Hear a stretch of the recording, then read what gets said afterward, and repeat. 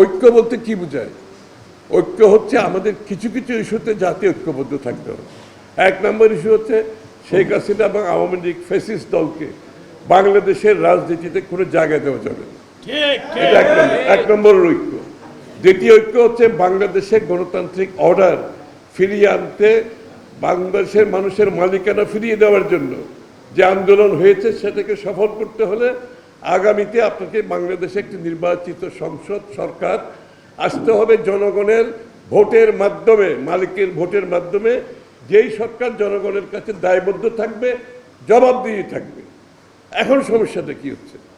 এখন তো একটা সরকার তো আছে, জনগণও আছে, কিন্তু সরকার আর জনগণের মাঝখানে যে সেতু, সেই সেতু নাই। এই জন্য গণতন্ত্রের দরকার। এই সেতু নাই বলে আজকে কেউ কাজ করছে না, পুলিশ কাজ করতেছে না, সরকারি কর্মকর্তারা কাজ করতেছে না, আপনার দেশের অর্থনৈতিক বিনিয়োগ নিম্নগামী, কেউ বিনিয়োগ করছে না। মানে সার্বিকভাবে যে একটা নির্বাচিত সরকারের মধ্যে মানুষ যে তার সিদ্ধান্ত নিতে পারে, অর্থাৎ স্বল্পমেয়াদী, মধ্যমেয়াদী, দীর্ঘমেয়াদী। বসুন্ধরা টিস্যু, অশুদ্ধতার বিরুদ্ধে এক বিন্দুও ছাড় নয়। এই সিদ্ধান্তগুলো সব স্থগিত হয়ে বসে আছে। বাংলাদেশের কেউ বিনিয়োগ করছে না।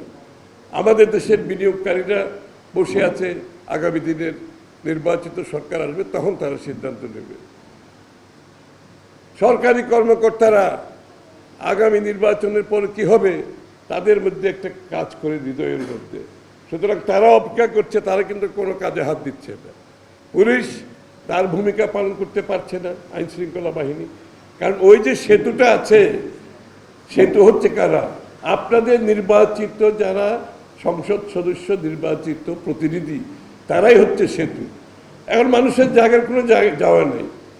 গণতন্ত্রের অনেক খারাপ দিক আছে, কিন্তু গণতন্ত্রের একমাত্র ভালো দিক হচ্ছে, যেটা সবচেয়ে বড় দিক, সেটা হচ্ছে নির্বাচিত সরকারের মধ্যে দিয়ে যে সেতুটা নির্মাণ হয়, সেখানে পুলিশ বলেন, সরকারি কর্মকর্তা বলেন, সকলের মধ্যে একটা ভয় থাকে, যদি আমি কোনো অন্যায় করি নির্বাচিত প্রতিনিধিরা সংসদে কথা বলবে, আমি যদি কোনো অন্যায় করি নির্বাচিত সদস্য প্রতিনিধিরা আমার ঘাড় চাপিয়ে ধরবে। আপনারা দেখেছেন? হ্যাঁ, এর মধ্যে অনেক সংসদ সদস্য দুর্নীতিবাজ আছে, এটাও ঠিক, এটা হবে, কিন্তু এটা যদি আপনাকে সংশোধন করতে হয়, আপনাকে নির্বাচনী প্রক্রিয়া, গণতান্ত্রিক প্রক্রিয়া অব্যাহত রাখতে হবে। নির্বাচনের পর নির্বাচন করতে হবে। একমাত্র গণতন্ত্র এবং নির্বাচনের মাধ্যমে আপনি সংশোধন করতে পারবেন, আপনি কারেকশন করতে পারবেন, আপনি ফিল্টার করতে পারবেন। আর দ্বিতীয় কোনো প্রক্রিয়া বিশ্বে জানা নাই। আর অন্য প্রক্রিয়া যত ট্রাই করবেন, দেশ আরও নিচের দিকে যাবে।